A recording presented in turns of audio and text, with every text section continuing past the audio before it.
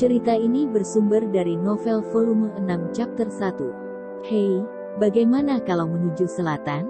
Memasuki musim semi. 3 musim panas telah berlalu sejak putra mahkota diangkat menjadi bupati kerajaan Natra. Sejarawan masa depan pasti akan dibuat kendur oleh cobaan dan kesengsaraan yang tidak pernah berakhir yang menargetkan kerajaan. Nafas berikutnya, mereka akan memuji Natra karena telah memukul mundur masing-masing. Natra teratasi. Setelah menjadi bahan olok-olok, orang miskin yang malang dari sebuah kerajaan berhasil meledakkan setiap tantangan yang akan datang. Natra teratasi. Setelah menjadi bahan olok-olok, orang miskin yang malang dari sebuah kerajaan berhasil meledakkan setiap tantangan yang akan datang. Kebijakan internal yang masuk akal. Keinginan proaktif untuk melangkah ke medan perang sesuai kebutuhan. Siasat licik untuk mempermainkan negara tetangga. Kebajikan untuk mengutamakan orang-orangnya. Dia adalah pangeran yang sempurna. Pangeran adalah kunci masa depan Natra. Bermandikan sinar matahari musim semi yang hangat, warga yakin akan fakta ini. Namun, langit pasti akan mendung, bahkan di negeri yang paling diberkati. Faktanya, badai musim semi sedang terjadi di Istana Wileron di Kerajaan Natra. Terlihat sosok wanita cantik sedang mengeluh di atas tempat tidurnya. Falanya Elk Arbalas, adik perempuan Wayne dan putri mahkota Natra.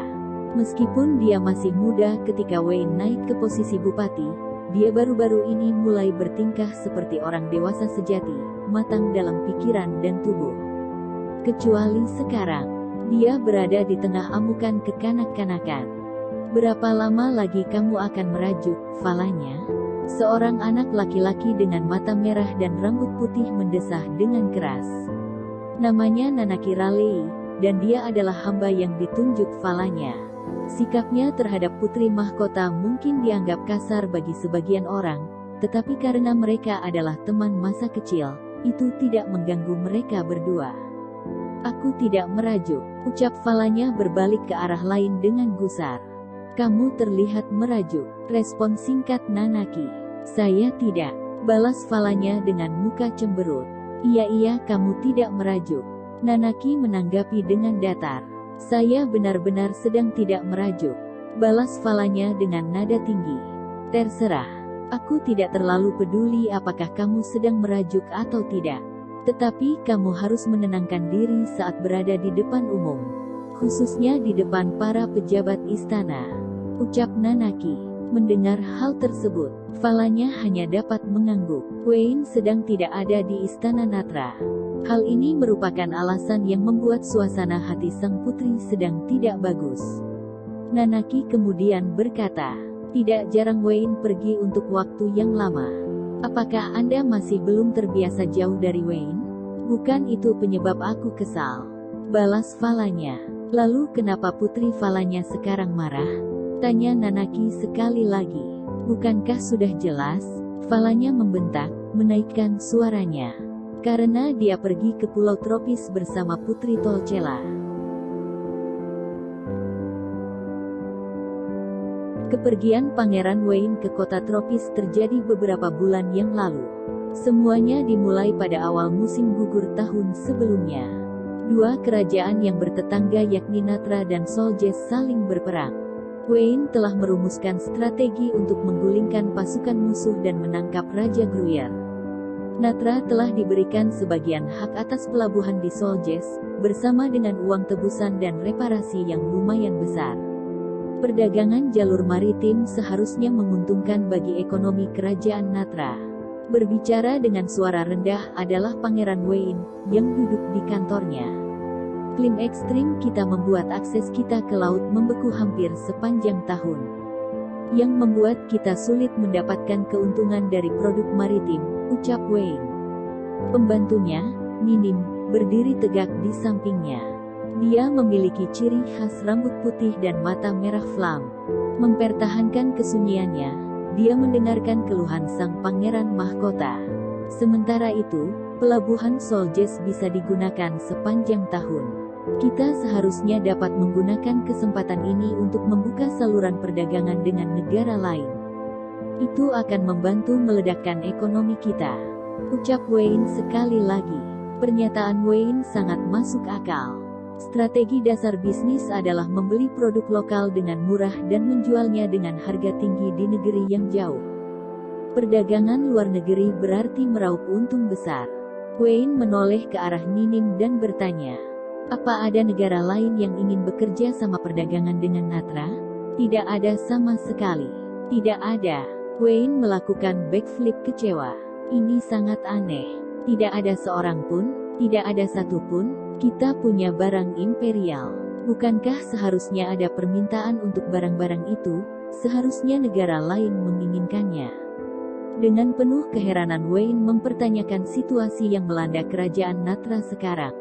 Bahkan dengan jalur perdagangan baru, Natra tidak memiliki industri nyata, dan tidak ada penawaran dari Natra yang menarik perhatian negara lain. Itulah mengapa Wayne berencana membeli barang-barang dari kekaisaran untuk berdagang dengan negara-negara di barat. Bahkan dengan barang dari kekaisaran yang telah dibeli untuk dijual lagi. Barang-barang itu tidak menarik minat negara lain.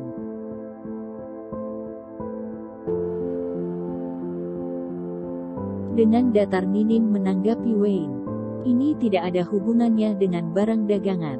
Mereka sedang mewaspadaimu Wayne, ucap Nining. Mendengar tanggapan Nining, Wayne langsung meresponnya. Mereka mewaspadai saya? Mengapa? Yang saya lakukan hanya sedikit berbohong bahwa produk imperial dibuat di Natra, memicu beberapa konflik internal di negara yang sudah tidak stabil, tidak sengaja menggulingkan pemimpin Levetia, dan sedikit beruntung mendapatkan beberapa kemenangan besar.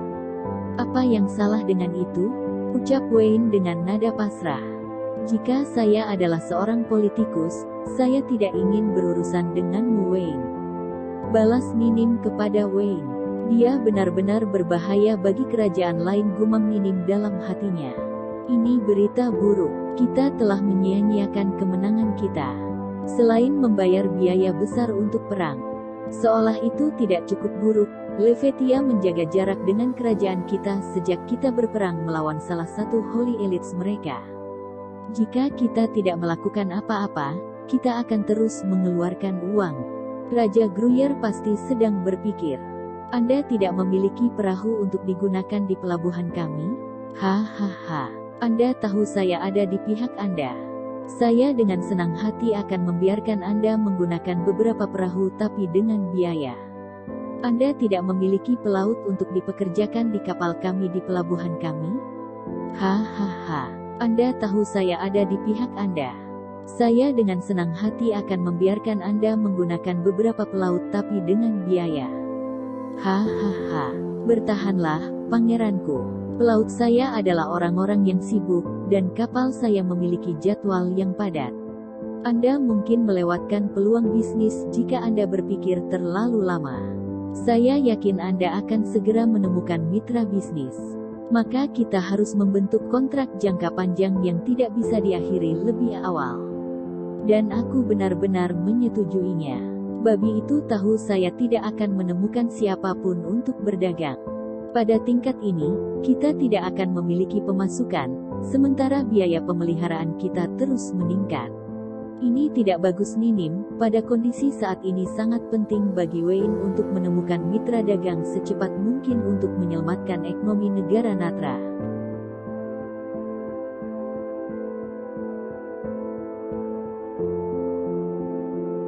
Kemudian Wayne berpikir, sepertinya sekarang menjadi waktu yang tepat untuk berbicara dengan para pemimpin negara lain. Saat ini ketika mereka berada di negaranya masing-masing. Wayne berkata, jika kita membiarkan kesempatan ini berlalu begitu saja, mungkin di masa depan sulit untuk berdiskusi dengan mereka bahkan dalam tingkat konferensi antar negara. Lagi pula, setelah Gathering of the Chosen dijadwalkan ulang, mereka akan sibuk. Gathering of the Chosen atau pertemuan para terpilih, diselenggarakan setahun sekali oleh agama terbesar di benua barat. Itu dihadiri oleh para pemimpin Levetia, yang dikenal sebagai elit suci, dan biasanya diadakan di musim semi selama festival roh. Banyak elit suci adalah tokoh politik seperti raja dan adipati, dan tidak jarang acara ditunda jika jadwal mereka tidak sesuai. Meski begitu, para Holy Elites tidak bisa benar-benar memasuki tahun baru tanpa mengadakan konferensi. Pertemuan para terpilih paling lambat diadakan di musim gugur. Bukannya Wayne bisa membalas hanya karena itu masih musim semi. Jika dia tidak menganggap ini serius, Levetia mungkin akan menetapkan tanggal untuk pertemuan para terpilih. Hal itu akan berdampak pada penundaan diskusi tentang perdagangan antar negara. Natra masih belum punya industri untuk dibicarakan. Jika kita menjual produk buruk Natra ke kekaisaran, kita akan menghasilkan uang kerajaan. Tetapi Natra akan menjadi sasaran lelucon. Begitu juga jika kita menjual kembali barang produk Empire kepada negara Empire itu sendiri. Kita akan menjadi bahan tertawaan kekaisaran.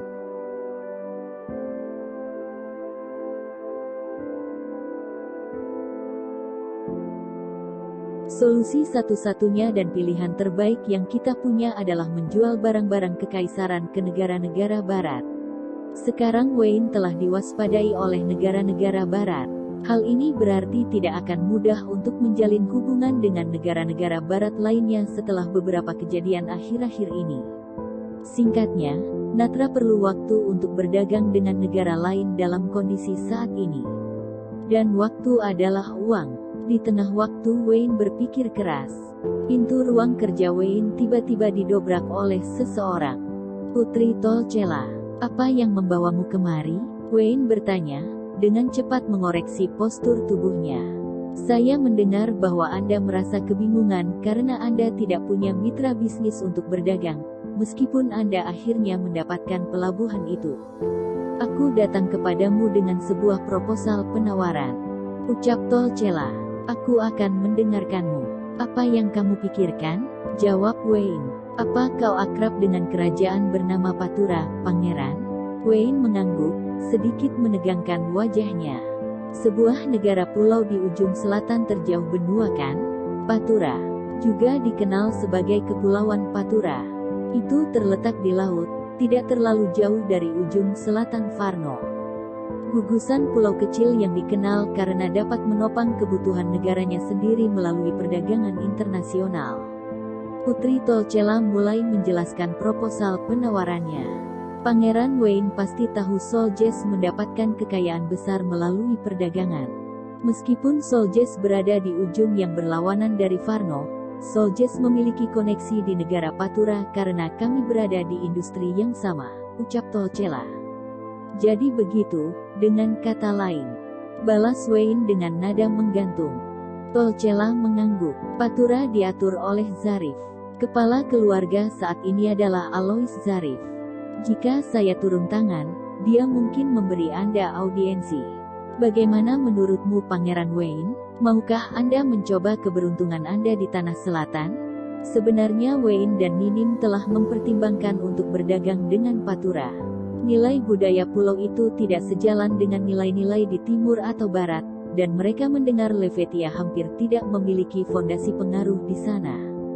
Sebagai buktinya, Flam ternyata bisa hidup normal di sana. Wayne punya alasan untuk percaya bahwa mereka tidak akan peduli jika dia memiliki hubungan buruk dengan Levetia. Tetapi tampaknya tidak realistis untuk berdagang dengan Patura. Bagaimanapun, Patura sangat jauh. Meskipun merupakan praktik umum untuk mengirim produk lokal ke negeri yang jauh, lokasi mereka di ujung benua yang berlawanan terasa sangat jauh. Melihat Wayne masih berpikir, Tolcela mencoba meyakinkan. Jika Anda masih ragu, saya akan mengizinkan Natra menjual barang-barang kami secara grosir. Aku sekutumu, Pangeran, jadi aku bisa menawarkan harga yang lebih dari wajar. Ucapnya. Mendengar hal itu Wayne dan Nining terdiam. Sedangkan Tolcela menyeringai nakal. Pikiran Wayne berpacu.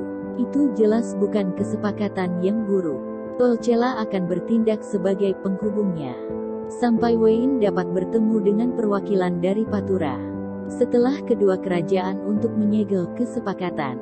Itu lebih baik daripada membuang waktu berlarian tanpa rencana yang solid. Raja Gruyere pasti tahu Wayne tidak akan menemukan tempat untuk berdagang dengan mudah. Dan Wayne bukanlah tipe yang membiarkan peluang meluncur, terutama dengan port baru ini.